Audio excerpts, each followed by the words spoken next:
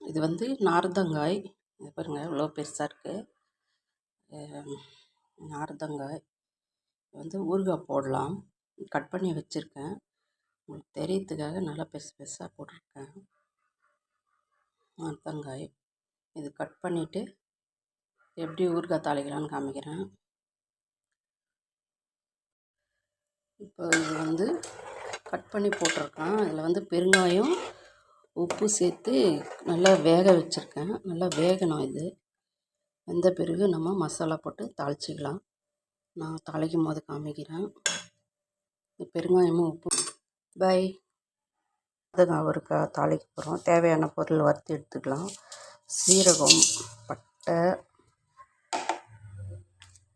அடுத்தது வெந்தயம் 2 ஸ்பூன், சீரகம் 2 ஸ்பூன், அதுக்கப்புறம் கடுகு, பெரிய கடுகு இதுவும் 2 ஸ்பூன், பெரிய ஸ்பூனில் 2 ஸ்பூன்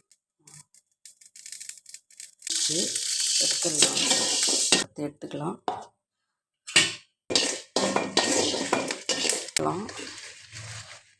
கலர் மாறி இருக்கலாம். நல்லா வெந்தயம், சீரகம் எல்லாம் நல்லா வறுபட்டு கலர் மாறி இருக்குது.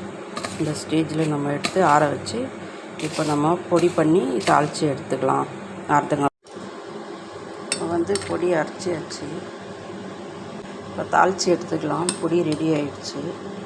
250 கிராம் எண்ணெய் ஊற்றிருக்கேன். இப்போ சின்ன கடுகு போட்டு தாளித்து கடுகு பொரியுது. நம்ம ஸ்டவ் ஆஃப் பண்ணிடலாம்.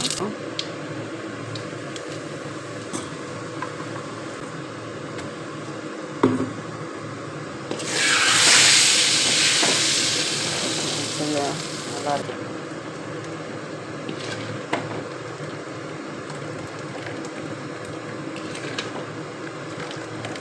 வச்சுருக்கோம் இல்லையா கிச்சிலிக்காய், இதில் நம்ம தாளித்து இதை ஊற்றிக்கலாம். மசாலா இது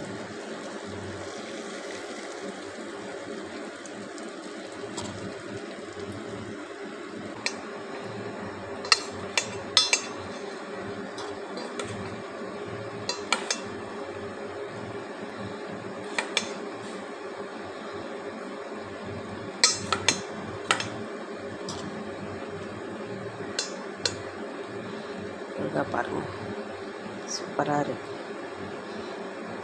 இது தயிர் சாதம், இது தொட்டுக்க எப்போ வேணுமோ எடுத்து நம்ம யூஸ் பண்ணிக்கலாம். வேணுன்னும் போது இந்த மாதிரி செஞ்சு வச்சுட்டோம்னா. அம்மா ஃபுட் மசாலாவுக்கு சப்ஸ்கிரைப் பண்ணுங்கள், லைக் பண்ணுங்கள், ஷேர் பண்ணுங்கள். பாய்.